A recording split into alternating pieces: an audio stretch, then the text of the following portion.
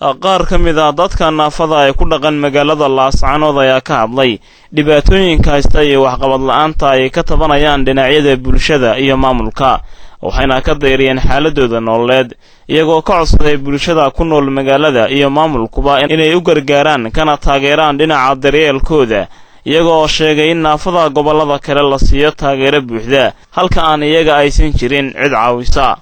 dadka naafada oo saaka booqday TV-ga caalamiga ah ee Home Cable TV ayaa sheegay inaysan ka helin maamulka iyo hay'adaha samafalka wax taakula ah iyagoo sheegay inay ku sugan yihiin xaalad nololeed oo aad u liidata waxaana ka dalbadeen bulshada ku dhaqan dalka iyo dibadiisa hay'adaha samafalka iyo maamulkuba inay taageeraan sidii ay dadka naafada ahi u heli lahaayeen wixii xaquuqa ay leeyihiin si la mid ah naafada gobolada kale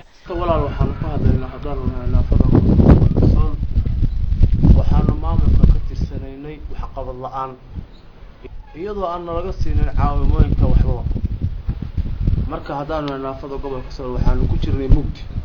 raashinka caawimooyinka ah oo aanu helo qaybteeda aan kaamnimada ayaan maayarka codsanayna fis hadda ururkayga waanu yeelanay khayr Allah siiya oo naga qayb qaatay maayarka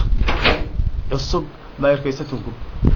dadka naafada ah ayaa waxay leeyihiin ururo ay ku midaysan yihiin dhammaan naafada gobolka kaasoo ay sheegeen inay sameysteen iyadoo aysan jirin cid taageertay waxay sidoo kale xuseen inay kulamo la yeesheen mas'uuliyiinta maamulka gobolka iyo degmada oo ugu dambeeyay maayarka cusub ee degmada Laascaanood Kayse Axmed Xaaji Xuseen oo soo dhaweeyay hayeeshe ay ka dhursugayaan ballanqaadkiisa iyagoo ku cabiray mas'uul wax u qaban doona Cabdiraxmaan Cali Ducaale telefishinka caalamiga ah ee Home Cable magaalada Laascaanood